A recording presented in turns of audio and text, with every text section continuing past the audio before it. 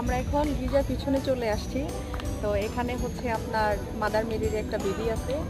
এখানে ছোট ছোট কচি কাঁচা বাচ্চারা হচ্ছে ফটো সেশন এবং ভিডিও করতেছে। চলুন আমরাও করি।